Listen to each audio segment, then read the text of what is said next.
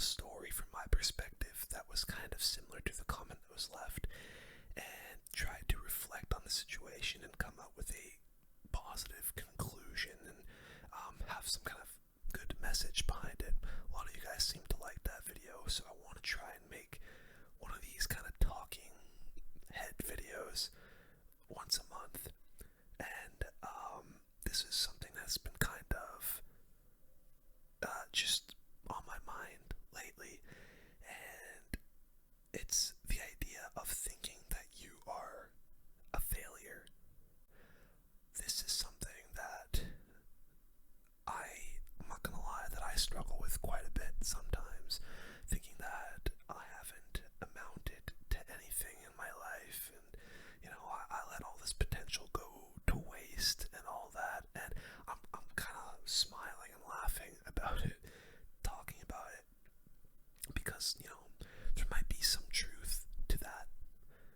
Maybe there are things in life that you regret. Maybe there are things in life that you think, oh, I could have done better in this situation, or I regret not going full and putting my full effort into that thing that I really, really think I could have excelled at and didn't.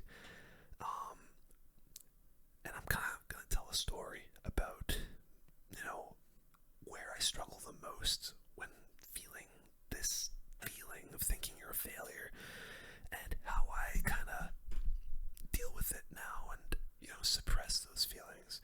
So as some of you know, if you're an avid viewer of the channel, I used to play a lot of hockey. I don't know if you can tell by the stick there and all the Maple Leafs memorabilia in the background, or maybe even this sign here. I don't even know if you can see it. It's actually a picture of Bobby Orr diving that I've had hung up for a while. But yeah, I used to play hockey. I played rep for a long time, and made it to a decently high level, tried out for a few junior teams and stuff, and I would say I was above average for my age.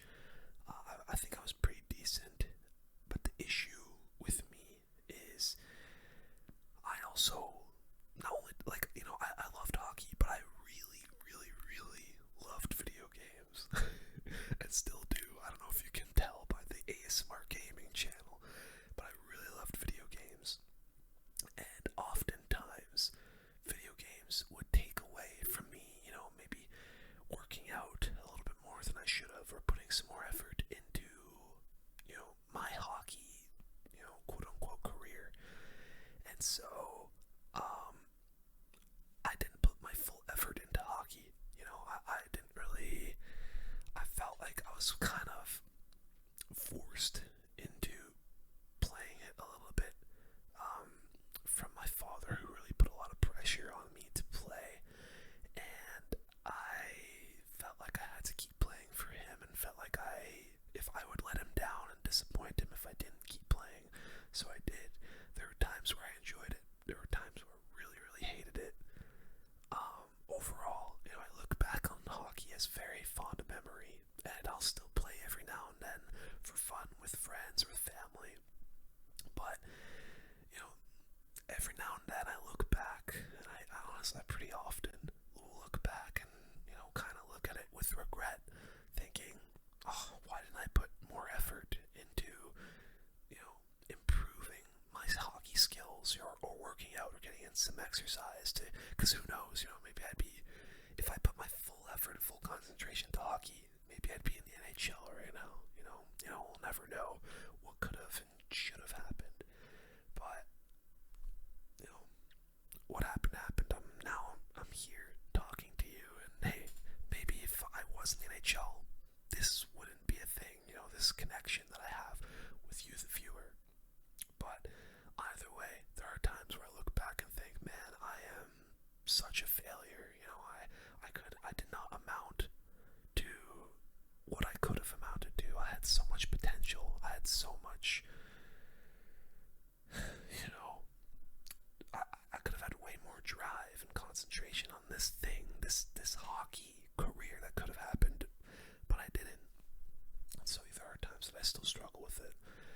But I think, especially depending age. I know my viewers, a lot of you, maybe you watching right now, kind of are between the ages of like that 17 to 22. Some of you guys maybe are outside of that range, but I think most of you guys fall in between the 17 to 22, meaning you're either, at the later years of high school, or you're in your college years, or you're in college right now. Maybe you're just coming out of college, or just going right into a job, right? And so I feel like it's around that age where, either you're starting a new chapter, whether you're going from high school to college, or college to a job, or whatever it is. It's around those times where it's like a transition period in your life that I feel like there are times that you look back and, maybe you even look at your peers and see what they have done, what they've accomplished, and you kind of get in your own head about, oh man, why am I not more like this person? Why can't I concentrate as well on my schoolwork? Why couldn't I study as much as this person? Why couldn't I have gotten that higher GPA than this person? Oh, they're so much better at, whatever it is, right? I feel like I'm one of those people. I'm very much an overthinker.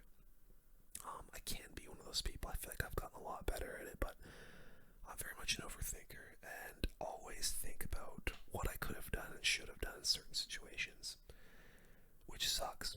It's not a fun feeling to look back on something and think, oh, I could have done better.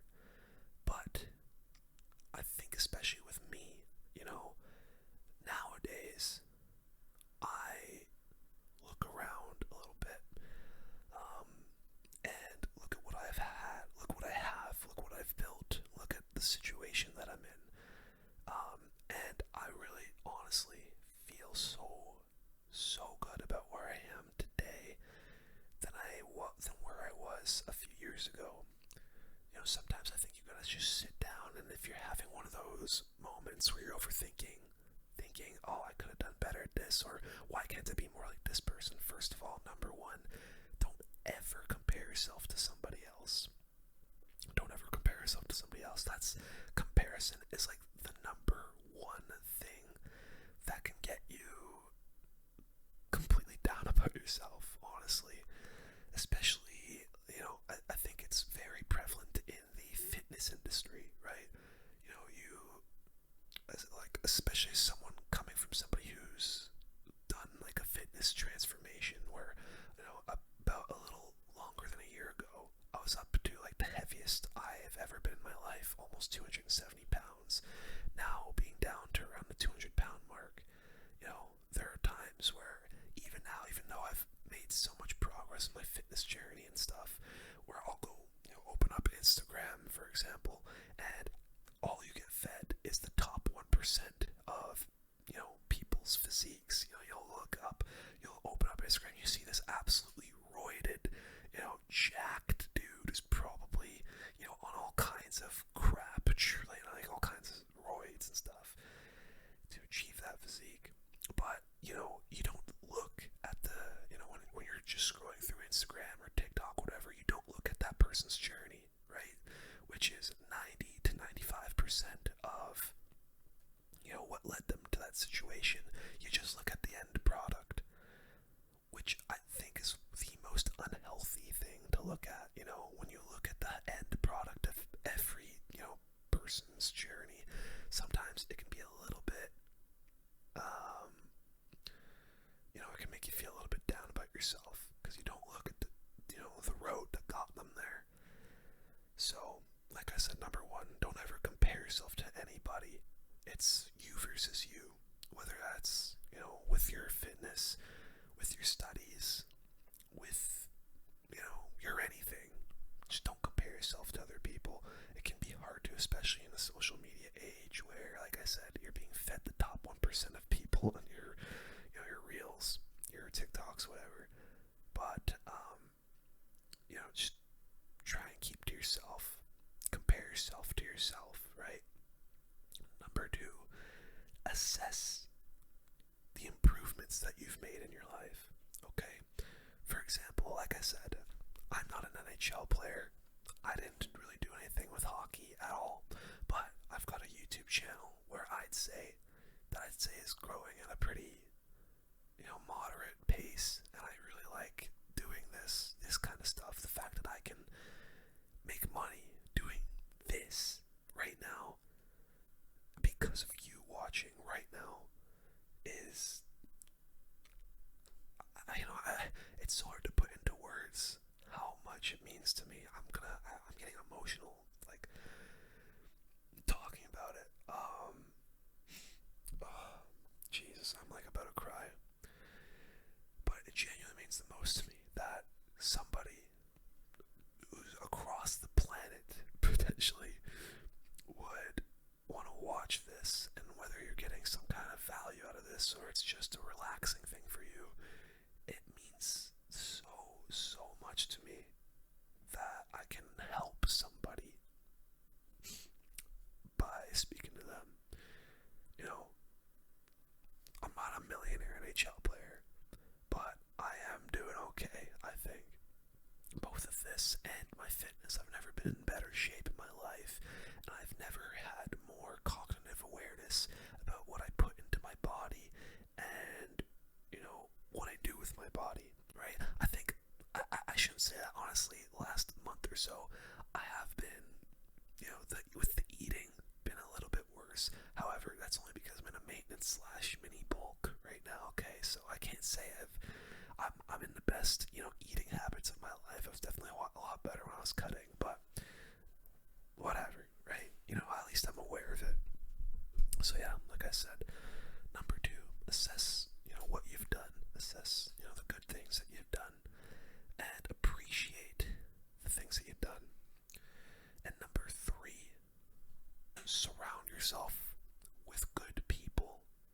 Whether that's your friends, your family, both your peers, your colleagues, your counselor, your therapist. Surround yourself with good people that care about you and that love you. I know a few people that maybe don't have the best relationship with their parents. Maybe you're one of those people watching right now. But, and those situations suck, but there are times where they go out with their friends and they surround themselves with other good people that maybe don't fill those shoes, but help to sort of, support those shoes.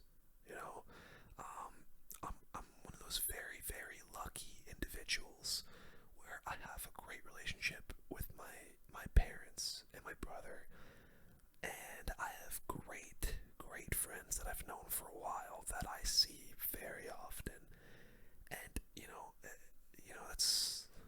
that's a very fortunate position to be in. I think I live a very lucky life, I say, because I feel like for the most part I have a somewhat decent head on my shoulders, and I have good people around me to kind of help, guide me through certain situations in my life, right? So it's all about, like, I'm such a firm believer in this saying, but I don't really know. I want to look up who actually said this quote. It was a quote from Jim Rohn, who's a motivational speaker. Maybe Jim Rohn. I might be mispronouncing that. Apologies if I am, but the quote is, "You're the average of the 5 people you spend the most time with," which honestly I really think is so true. If you have a couple friends that you would call your close friends that you spend a lot of time with, and you have a really good relationship, with family members, your parents, your siblings, whoever they are, those few people that you surround yourself with the most are who are going to shape you in the future. I'm such a firm believer in that. If you surround yourself with, druggy, deadbeat losers, what all these people do are, smoke pot and jerk off. Crazy hypothetical, but I'm just, saying it for, the visual perspective for you to get. You're going to end up like one of them. There's so many instances of people that I grew up with in elementary school that were actually good people, that in high school that just hung out with the wrong crowd and ended up becoming deadbeats, honestly. it's a sad situation, but there are things you can do to combat a situation like that. Spend time with people you think are good people. Spend time with your family. Spend time with those close friends of yours. Make sure you're there for them as if they're there for you. And I think if you do all those few things that I mentioned, it's going to be a lot easier to suppress those thoughts and completely get rid of those thoughts of feeling like you're a failure. Growing up, when I was younger, especially, my parents got divorced at a pretty young age. I think I was about 11 or 12-ish, maybe I was 10. Between the ages of 10 and 12, my parents got divorced. And for the longest time, no matter how many times my parents told me it wasn't my fault or it wasn't my brother's fault, I always felt some kind of responsibility for the separation. Obviously, looking back now, I just know it was my parents basically hating each other. But I couldn't help but feel some kind of responsibility for that. And that was another instance where I thought, man, I am such a failure. I caused my parents to separate. I caused, I costed my parents so much money throughout everything, with hockey, with the divorce and everything. I'm a failure. I am, I'm a loser. But as long as you do the three things that I mentioned earlier, basically not comparing yourself to other people, hanging out with people that you deem are good people and people that you think are, going to affect you in a positive way, assessing the good things that you've done and the good things that you've accomplished, and being appreciative of the things that you've done and accomplished. As long as you do those three things, I really don't think you're going to have that much of an issue dealing with these feelings and these emotions. And if all else fails, I have a stat here that I want to share. A lot of you guys or guys watching this, I do have a very, very small female audience. But most of you, I'd say about 99% of you are men. And 600,000 men a year, 58,000 men a month, 14,000 men a week, 2,000 men a day, 86 men in an hour, 2 men per minute take their lives because of mental health issues. So,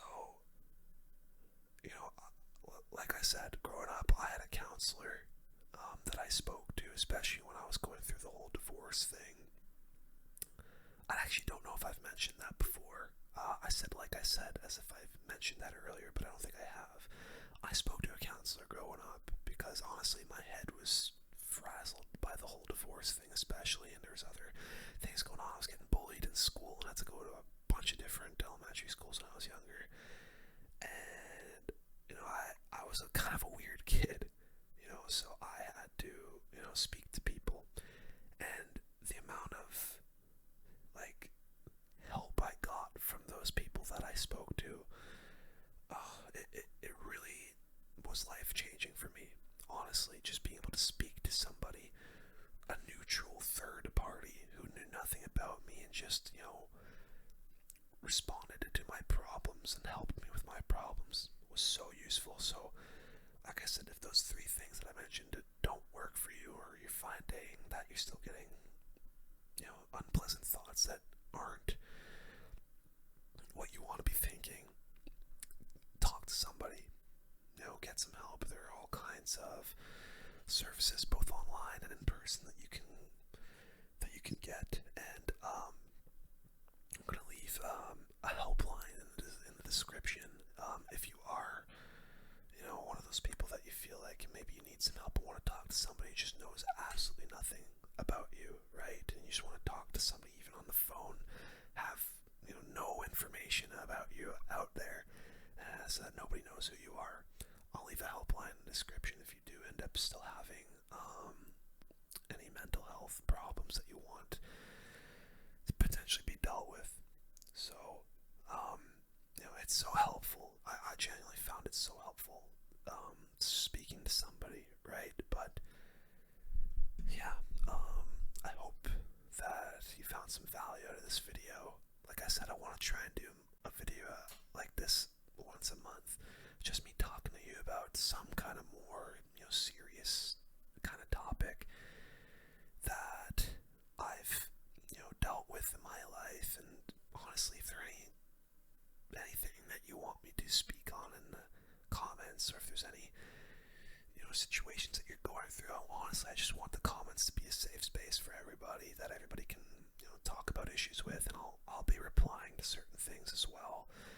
I'm not a therapist, but I've been through some stuff in my life, and I'm turning 24 this year, so I feel like I've got some kind of life experience that maybe some of you younger guys haven't been through yet. So yeah, thanks for watching.